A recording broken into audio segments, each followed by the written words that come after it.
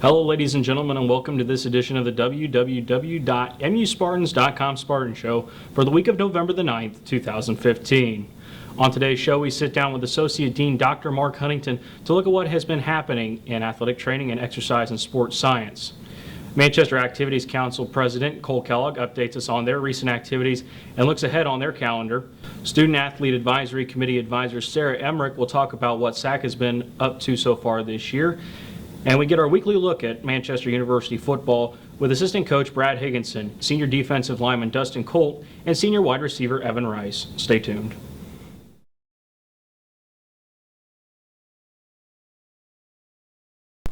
Dr. Huntington, thank you so much for joining us tonight. Certainly. Thanks for asking me. Of course. So we don't get a chance to check in on what AT is doing very often. Can you tell us some things that are happening right now?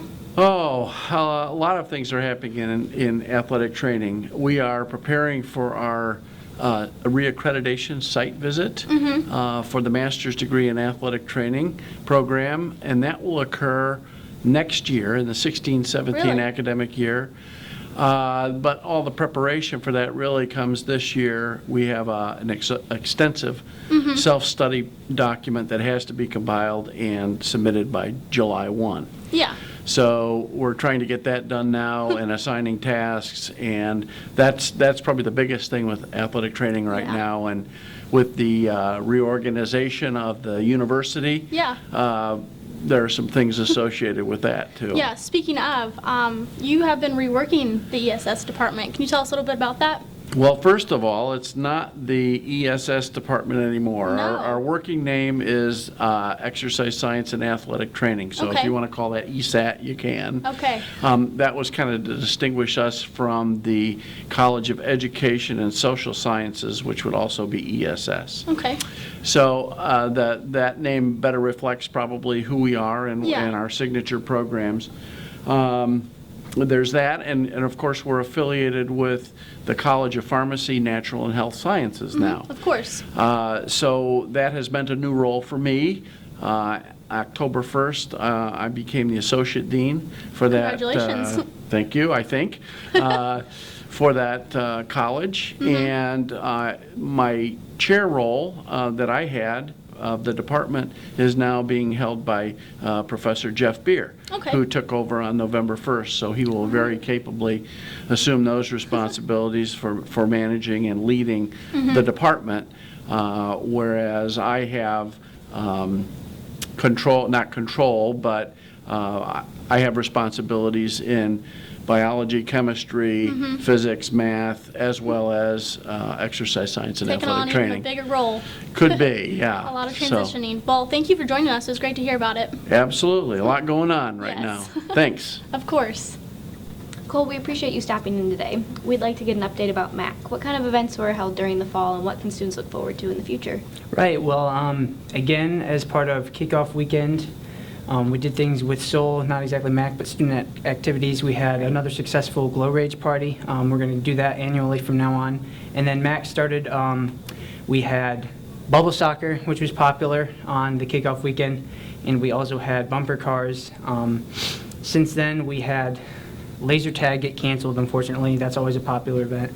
But we've also had a,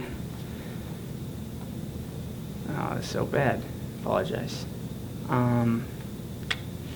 Too many things got canceled. We had Fast and Furious on the mall for the movie on the mall, which was good. And then we recently ramped up with Costume Bingo, which was great. Always a huge turnout for that. Lots of big prizes to give away. And then we had all of the homecoming events like usual.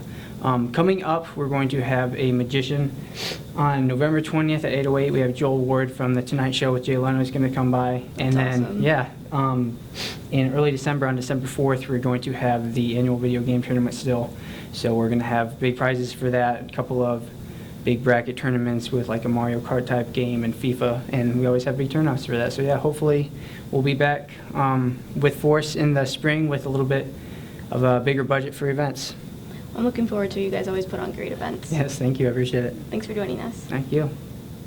It is now time to meet the Spartan Show MVP of the Week. To no one's surprise, the award this week is shared on the football gridiron. Sophomore running back Hunter Hardy and senior quarterback Logan Haston are the co-holders of the honor. Hardy rushed for the program's first 200 yards plus game since 1995 and became the school's first 1,000-yard season rusher since 1996. While Hassan set a new career touchdown passes standard, firing his 39th and 40th in a 24-21 win over Hanover November the 7th. Congratulations to Hunter and to Logan. Coach Emmerich is next in the guest chair. Coach, can you tell us a little bit about what's been happening with the Student Athlete Advisory Committee this year? Yeah, so far we've had a couple of different meetings. One big event that we hosted was the Friday of homecoming. We hosted a dodgeball tournament.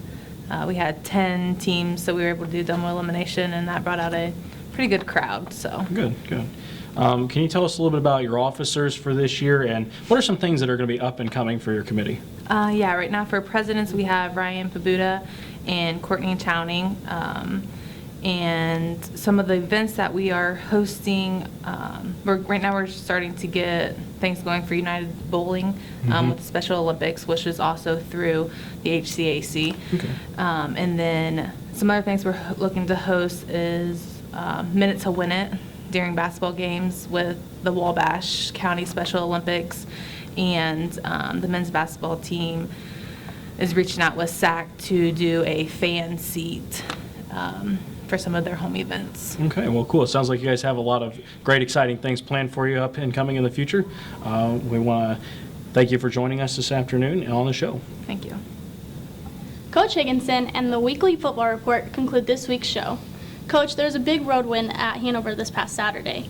Can you tell us a little bit about what the biggest takeaways were for that game? It was a great road win for us. Set us up for an opportunity to have a winning conference record overall. Also have an opportunity to have an outright winning record at the end of the year, which is great. And down at Hanover, that's a place we typically don't play very well and struggle to compete and do some different things down there for whatever reason, whether it's the long travel and that kind of stuff. The guys played through adversity in the second half. Defensively in the first half, we shut them out and did some good things. Was able to make some moves and give us a cushion for the second half. The second half in itself, whether it was guys getting out of the gaps or making some mental errors here and there, we were able to overcome it with 3 key turnovers, with an interception and 2 fumble recoveries, which were big for us. And guys stepping up in situations where we needed them to make a big play for us, which was great. Well, with just one game remaining left in the season, can you tell us what are some of the most impressive things that you've gotten out of the defensive unit this past year? Defensively, we came in with a strong defensive line, and they've held up. They've done their part. We filled some holes in some linebackers, and we moved some guys around all over the field. We take our 2-time all-conference corner and move him to safety. Try to get him around the ball a little bit better. Had some freshmen step up in the secondary that were really nice to see. I believe Dylan Nelson's in the top 5 in the country in interceptions right now.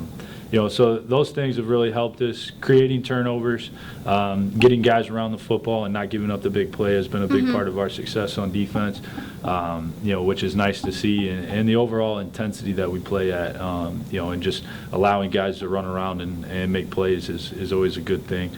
Haven't had to really get after teams with blitz or anything like that, which as a coach, if you blitz 90% of the time, you're going to give up the big play, and that's something that we try to avoid.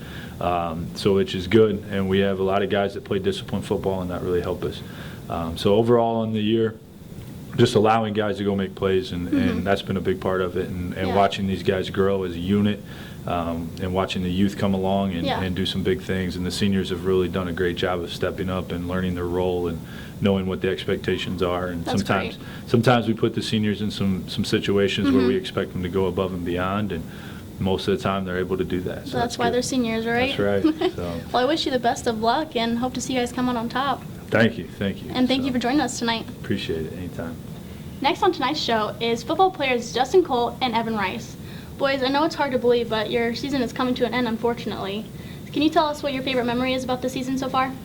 I'd have to say that my favorite memory is definitely during early camp, whenever there was really no one on campus but the football players. And we had this little thing we called overtime, where after all our meetings late at night, probably like 11 o'clock, we would have some football players come in, not mandatory, and a couple coaches would just talk about life and talk about each other and what's going on in our lives and stuff. And that's just kind of one of my memories. We started that our sophomore year.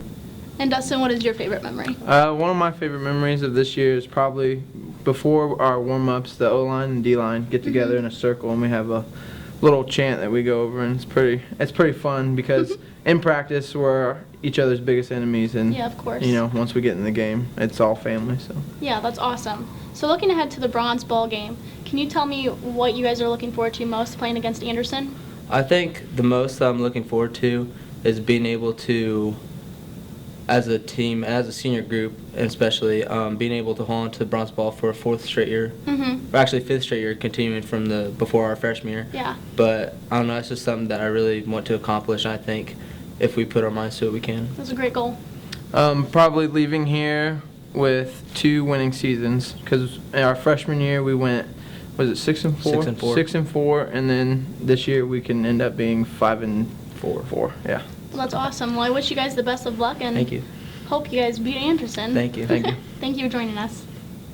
And that is all we have for this edition of the Spartan Show. Make sure to stay up to date with all Manchester University athletic stats, scores, and news by visiting www.muspartans.com. Thanks for joining us.